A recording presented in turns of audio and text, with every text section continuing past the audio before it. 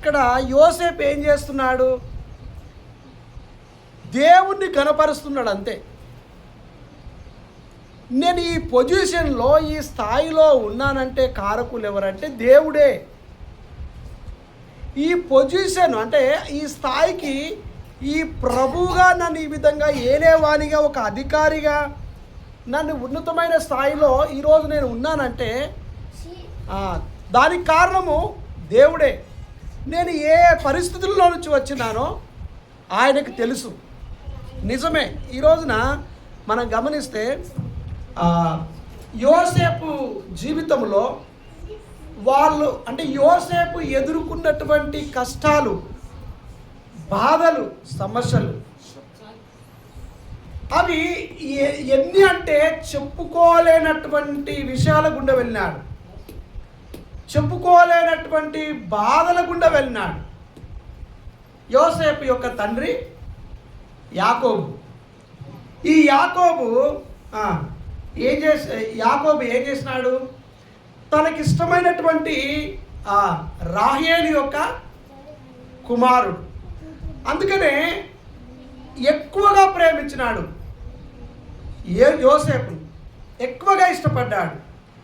ఆ ఎక్కువగా ఇష్టపడ్డటువంటి యోసేపు జీవితము ఎలా అయిపోయిందంటే, తన అన్నలు మనకంటే ఎక్కువగా మన తమ్ముడిని ఇష్టపడుతున్నారని చెప్పేసి ఓర్వలేక ఆ తమ్ముడిని ఏం చేసినారు? అతన్ని కొట్టి ఒక గుంతలో బావిలో వేసి తర్వాత అమ్మేసి తర్వాత ఐగుప్తుకు ఒక బానిసగా వెళ్ళడం మనం చూస్తాం.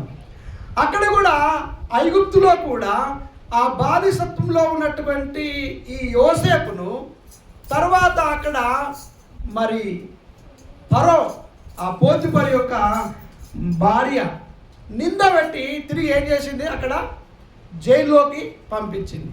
ఆ జైల్లో కూడా ఎన్నో కష్టముల గుండా, బాధల గుండా అక్కడ వెళ్ళినట్లుగా చూస్తాం. దేవునికి మొర పెడుతూ వచ్చింది.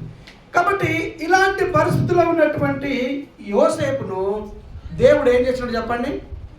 ఒక రోజున ఏలేవానిగా చేసినాడు, అధికారిగా చేసినాడు. ఆయన చెప్తున్న మాట, ఈ ఐగుప్తు దేశమంతటికి ఏం చేసినాడంట? ఆదికాండం 45:8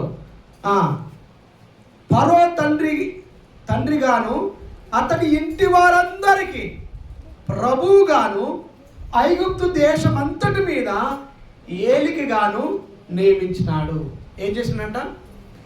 ఏలికగా కదా, ఫరో ఇంటి వారికి ప్రభువుగా నియమించినాడు. అంటే ఇలా చేసింది ఎవరు అంటున్నాడు? దేవుడే. నాలో ఏమి లేదు. దేవుడు ఒకవేళ నాతో లేకపోతే, నాకు సహాయం చేయకపోతే నేను ఈ ఏలికగా ఉండేవాడిని కాదు, ఈ ప్రభువుగా ఉండేవాడిని కాదు.